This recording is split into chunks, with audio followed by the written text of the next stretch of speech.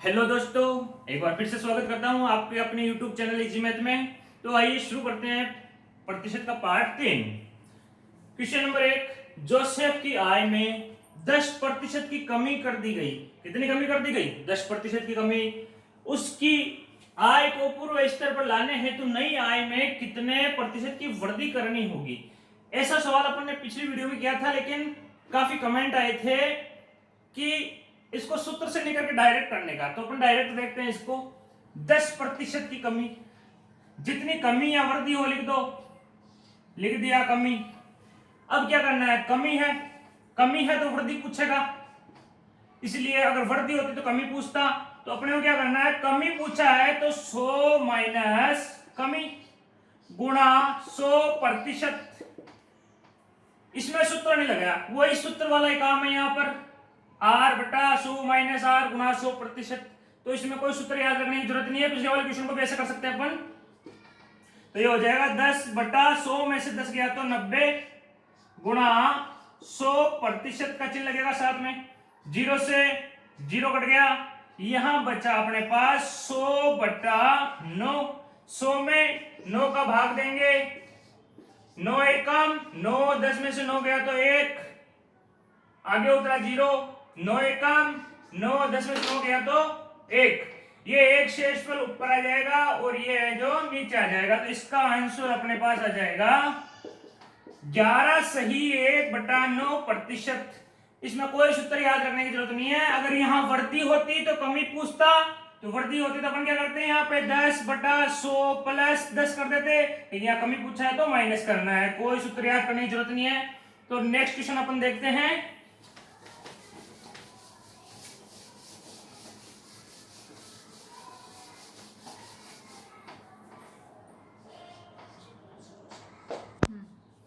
Question number 2, चीनी के भाव में 40% की वृद्धि होने पर किसी परिवार को चीनी की वार्षिक खपत चीनी के भाव में 40% की वृद्धि होने पर किसी परिवार को चीनी की वार्षिक खपत कितने प्रतिशत कम करनी होगी जिससे परिवार का खर्च न बढ़े? चीनी घर में 100 रुपए की आए, चाहे कितनी बढ़ जाए। जैसे अपन बाइक में पेट्रोल 80 रुपए लीटर चढ़ जाए तो भी अपन 100 का दिलाएंगे। वैसे ये बोला 40% रेट बढ़ गई चीनी पे। अब उसको क्या करना है? कितने प्रतिशत चीनी कम खाने लग जाओ।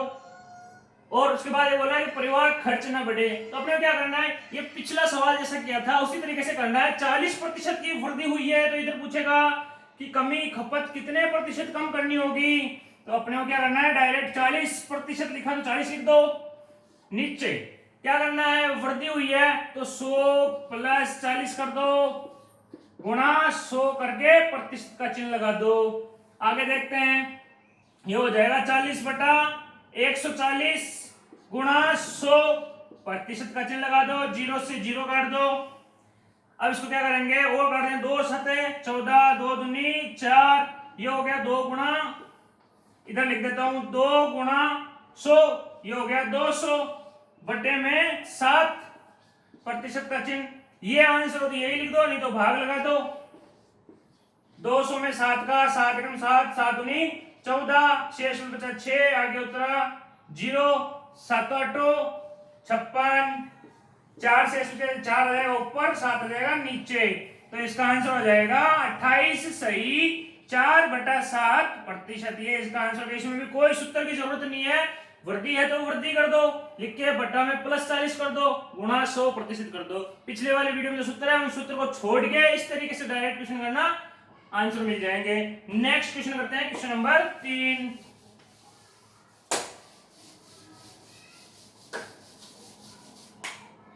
क्वेश्चन नंबर, किसी वस्तु के भाव में 20% वृद्धि होने पर उस वस्तु की खपत कितने प्रतिशत कम की जाएगी, खर्च न बढ़े? एसएससी 2010 में आया हुआ है। वही 20% वृद्धि, 20% वृद्धि है तो पहले लिख दो 20। वृद्धि कितनी है? 20 की, तो प्लस कर देंगे। वृद्धि प्लस करने पे ही होती है वृद्धि। गुणा कर देना, 100% का चिन्ह जरूर लगाना है। 20 बटा 100 प्लस 20 120 गुणा 100, 0 से 0 काट दो, फिर इधर काट दो, 2 6 12, और 2 बार ये 10 बार कट जाएगा, फिर और कट रहा है 2 तिया 6, 2 पंजे 10, ये हो गया यहाँ पे 50/3। 50 में 3 का भाग लगा दो, 3 एकम 3, 5 में से 3 गया 2, आगे उतरा 0, 3 छंग 18, 20 में से 18 गया 2, अब ये 2 है जो ऊपर आ जाएगा, 3 है जो नीचे आ जाएगा, तो इसका आंसर हो जाएगा 16 सही 2/3%। आया समझ में? अब कुछ अलग टाइप के क्वेश्चन करते हैं अपन। आइए नेक्स्ट क्वेश्चन पर चलते हैं। Question number 4।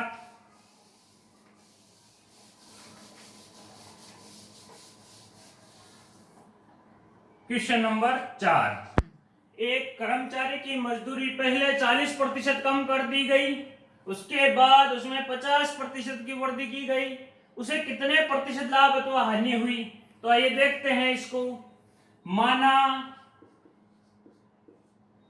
मजदूरी कितनी थी उसकी, माना मजदूरी थी उसकी 100 रुपए। अब 100 का 40% कम कर दो, 100 का 40% का बटा 100 आ जाएगा, ये हो जाएगा 0 से 0, 0 से 0 बच गया। 40 रुपए की कमी कर दी, तो बचा कितना इसके पास? शेष मजदूरी जो बची कम करने के बाद, पर 40% कम करने के बाद मजदूरी आ गई इसकी 60 रुपए। अब 60 रुपए मजदूरी आई, उसमें 50% वापस वृद्धि कर दी, तो 60 में 50% डायरेक्ट करना चाहे तो 60 तो पूरा 100% है 60 रुपए, इसका 50%, 60 का आधा 30, सीधा जोड़ दो, 60 और 30 90। तो अपन इसको डायरेक्ट करते हैं 60 रुपए। अब 60 रुपए हैं तो इसको निकालना है, 60 का 50%, 60 का 50% कितना होगा? 50/100 बराबर 0 से 0 कट गया, 0 से 0 कट गया, तो 6 पंजे 30 रुपए। मतलब 60 रुपए थे, 50% बढ़ा दिया तो हो गए 90 रुपए। पहले कितनी थी मजदूरी? 100 रुपए, बाद में हो गई 90 रुपए, तो 60 + 30 बराबर 90 रुपए हुई। अब ये पूछा लाभ हुआ कि हानि? दिखती सी बात है, हानि हुई है इसको, क्योंकि मजदूरी 100 रुपए थी, बाद में मजदूरी हो गई 90 रुपए, तो इसको हुई है हानि। हानि कितने की हो गई? 100 - 90 बराबर 10 रुपए की। इसने पूछा है प्रतिशत में, तो प्रतिशत में है तो डायरेक्ट निकाल दो 10/100, क्योंकि मजदूरी कितनी है? 100, और प्रतिशत निकालने के लिए 100 से गुणा कर देंगे। 100 से 100 कट जाएगा, यहाँ प्रतिशत का चिन्ह भी आएगा, 100 से 100 कट गया, उत्तर आ गया 10%। वैसे डायरेक्ट भी कर सकते हैं, मान लिया 100 है तो 100 में से 40 कम कर दी, बच गया 60। 100 में से 40 कम किया 60, एक बार प्रतिशत नहीं मान के मैं इसको डायरेक्ट करता हूँ, 100 में से 40 निकाल दिया तो 60 बच गए। अब 60 का 50%, 60 का आधा कितना हो गया? 30, 60 और 30 90, और 100 में से 90 घटाए तो 10%, इसका उत्तर आ गया। देखते हैं आगे क्वेश्चन नंबर 5।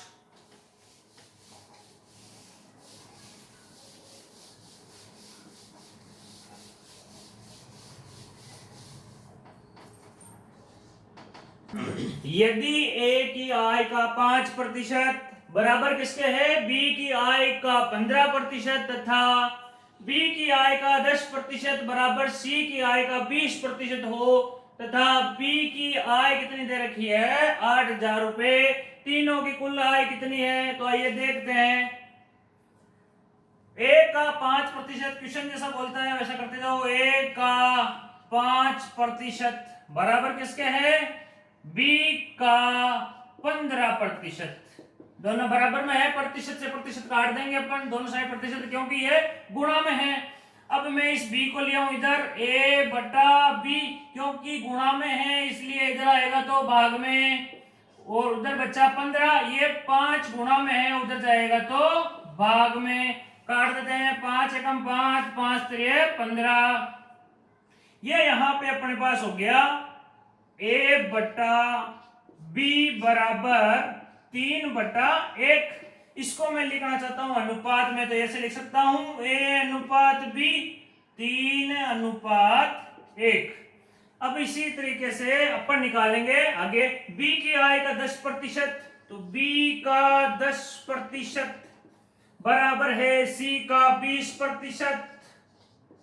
वही प्रतिशत से प्रतिशत काट दो क्योंकि ये गुणा में है सारे, तो b बट्टा में आ जाएगा c, गुणा में है इधर आएगा तो भाग में हो जाएगा, उधर 20 बचा हुआ है 10 उधर जाएगा तो भाग में 0 से 0 काट दो, ये बच जाएगा 2/1। b अनुपात c लिखूं तो ये हो जाएगा 2:1। यहां तक समझ में है, आगे देखते हैं अपन। अब यहाँ पे b दोनों में क्या होना चाहिए, सेम होना चाहिए, लेकिन यहाँ 2 है यहाँ 1 है, तो इसको 2 बनाने के लिए अपन पूरे से 2 से गुणा कर देंगे, तो 2 3 6 हो जाएगा और 2 एकम 2। अब यहां पर भी 2 समान हो गया और यहां पर भी 2 समान हो गया, तो ये हो जाएगा a अनुपात b अनुपात c। a क्या है 6 है, b हो गया 2, c हो गया 1। अब ये अनुपात कट के आता है तो इन तीनों के किसी ना किसी से गुणा होगा, वो मान लेते अपन x है, ठीक है।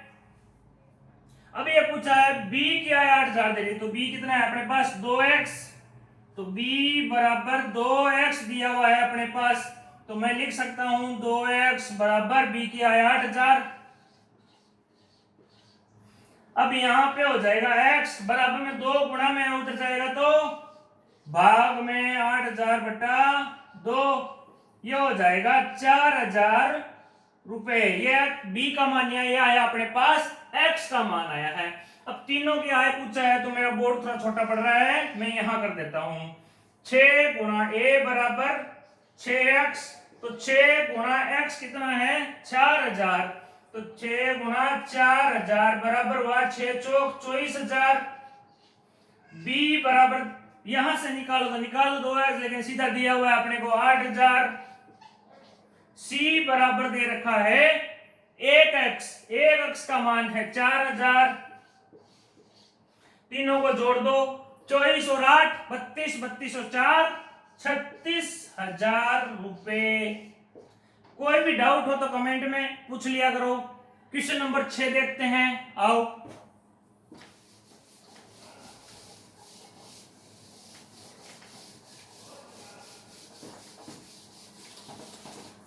क्वेश्चन नंबर 6 दिया गया है कि a की आय का 10%, b की आय का 15%, c की आय का 20%। यदि a b c की कुल आय का योग 78,000 रुपए हो तो b की आय कितनी है। पिछला सवाल थोड़ा कंफ्यूजन में लग रहा था, इसलिए सोचा एक क्वेश्चन और करते हैं अपन आगे।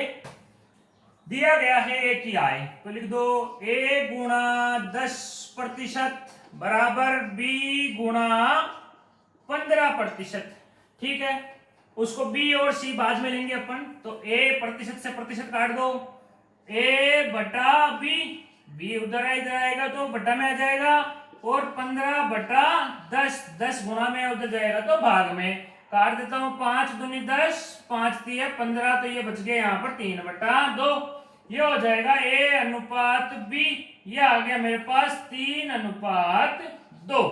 नेक्स्ट देखते हैं अपन इतना सा b और c, तो b क्या है, b का 15% बराबर में क्या है c का 20%, तो c गुणा 20%, प्रतिशत से प्रतिशत काट दो, ये हो जाएगा b बटा c बराबर 15 नहीं आएगा, ये इधर 20 है और ये 15 गुणा में उधर जाएगा तो भाग में आ जाएगा। 5 3 15, 5 चौक 20, 4/3, तो ये हो जाएगा b अनुपात c 4:3। फिर वही b दोनों में सेम होना चाहिए, जबकि सेम नहीं है तो इसको 4 बनाने के लिए मैं पूरे को 2 से गुणा कर दूंगा, तो ये हो जाएगा 2 3 6 और 2 दूनी 4। अब सेम हो गया तो मैं इसको भी लिख सकता हूं a अनुपात b अनुपात c, तो ये हो जाएगा a मेरे पास है 6, b है 4, c है 3। अब ये तो लास्ट अनुपात है, इसको कुछ ना कुछ गुणे में होगा, तो मान लो वो है x, 4x 3x। अब इसने मेरे से पूछा है a b c की कुल आय का योग 78,000 है। अब मैं बता देता हूं a की आय है 6x, b की आय है 4x और c की आय है 3x। तीनों को जोड़ देता हूं मैं, a plus b plus c बराबर 78,000 दिया हुआ है। 78,000 है तो a का मान है 6x, बी का मान है 4x, सी का मान है 3x बराबर 78,000। 6 4 10 और 3 13x, 13x बराबर 78,000। तो ये 13 गुणा है x, उधर जाएगा तो भाग में x बराबर 78,000 बटा 13। 13 के बाहर से काट दो इसको, 13 एकम 13, 13 छिंग 78 और 3 जीरो है जैसे जैसे लगा दो, तो अपने पास आ गया x का मान। अब इसने पूछा है b क्या है, तो b क्या है 4x, b बराबर 4x, तो 4 गुणा x का मान है 6,000, तो 6,000 गुणा 4 ये हो जाएगा 6 चौक 24, 24,000 रुपए इसका आंसर आ गया। आया समझ में। क्वेश्चन नंबर 7 अपन देखते हैं।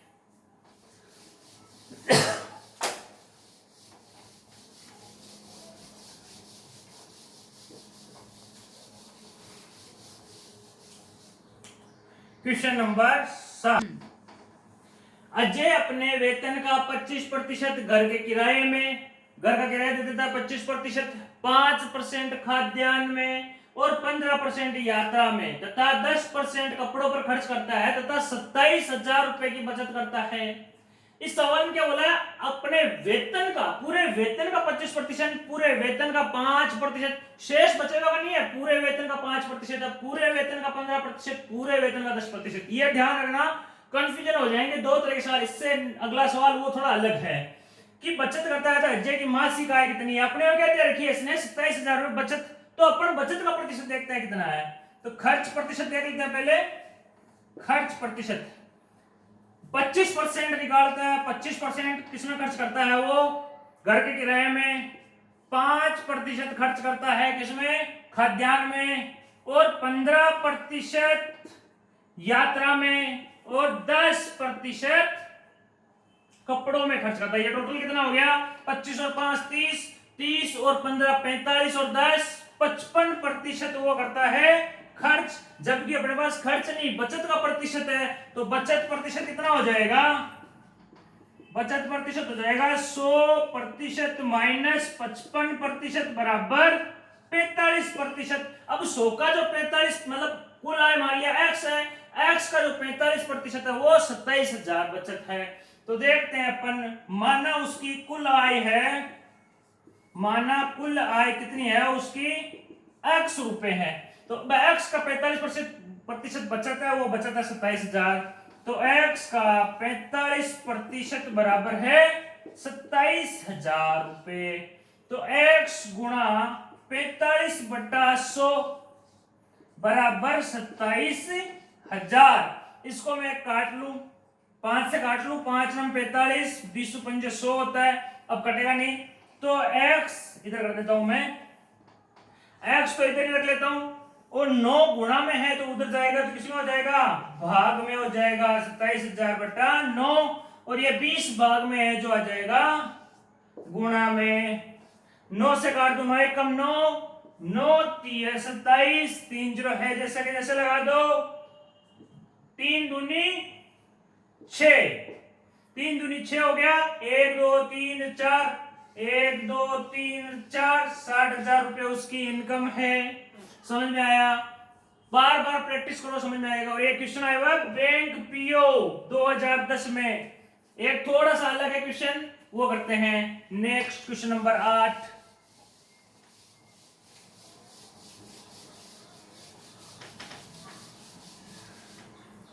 क्वेश्चन नंबर, राम अपनी मासिक आय का 20% अपनी घरेलू आवश्यकताओं पर, 20% घरेलू आवश्यकता। अब जो पीछे बचा बार बार शेष नाम आ रहा है इसमें, मतलब शेष मतलब फिर 100% जो बची 80%, उसको 80% क्या एक तरीके से 100 है, क्योंकि शेष आय का 15% पुस्तकों पर, फिर इतना खर्च करने के बाद फिर जो बची शेष वो पूरी 100% आय बची, उसका 30% कपड़ों पर खर्च करता है। अब उसके पास 9,520 रुपए बचते हैं, तो मासिक आय कितनी है। इस सवाल को देखते हैं अपन, बचत बराबर बचत लिख देते हैं। पहले वाले में भी बचत बराबर बचत लिखी थी, लेकिन उसमें मासिक आय का ही था, अब इसने क्या है शेष आय का, शेष आय। तो इस सवाल को कैसे करना है, 20% तो वो खर्च कर दिया, बचा उसके पास कुल आय माना कुल उसकी मासिक आय थी जो कितनी थी, मान लेते हैं अपन x है। अब x का 20% तो खर्च कर दिया, तो अपने को निकालना है बचत कितनी है, x का 80% उसके पास बच गया, तो 80% बच गया। अब जो बचा ये बचा उसके पास ये शेष आय है, तब ये शेष पूरी क्या है, 100% है। 100 में से 15 घटाया तो 85% है। कंफ्यूज होने की जरूरत नहीं है, एक सवाल और करेंगे यहाँ पे आगे, उसमें कंफ्यूजन दूर हो जाएगा। फिर ये जो बचा ये पूरी शेष आई बची, ये खर्च करने के बाद ये शेष, मतलब 15 तो खर्च करा, 85 शेष बचा। ये शेष बचने के बाद इस पूरे का 30% खर्च किया, तो 30 नहीं अपन बचत लिख रहे हैं, 30 तो खर्च कर दिया, तो उसमें हो गया बचत 70%। आगे कुछ नहीं खर्च करता है, उसके पास रुपए बचे हैं 9,520 रुपए। दोबारा समझ लो एक बार, 20% उसने खर्च किया, बचत लिख रहा हूं मैं यहाँ पे, x का 80% बचत लिख दी। अब ये पूरी शेष है, ये बची, अब ये बची तो इसका 15%, 100 में से 15 घटाओ 85%। अब उसके बाद पूरी ये बची, अगर शेष नाम नहीं आता तो मैं सिर्फ 80 का निकालता, 80 में सिर्फ 15 कम करता, तो शेष आए, तो इससे का ये पूरा 100% हुआ, तो 100 में से 30 घटाया तो 70% हो गया। आगे देखते हैं इसको, x गुणा 80/100%, का चिन्ह हटके बटा में 100 आ जाएगा, 85/100 गुणा 70/100, जो कट रहा है उसको काट दो, 0 से 0 कट गया, इस 0 से ये 0 कट गया। अब जो बचा है उसका पक्षांतरण कर दो, पक्षांतरण के नियम से x, ये x इधर है, बाकी सब उधर भेज देता हूं मैं, x बराबर 9,520, जो नीचे है वो गुणा में चले जाएंगे, जो मतलब भाग में है वो गुणा में चले जाएंगे गुणा में जाएंगे तो 10 गुणा में जाएगा, फिर ये 100 गुणा में जाएगा, और ये 10 भी गुणा में जाएगा, नीचे आएगा 8, 85 गुणा 7।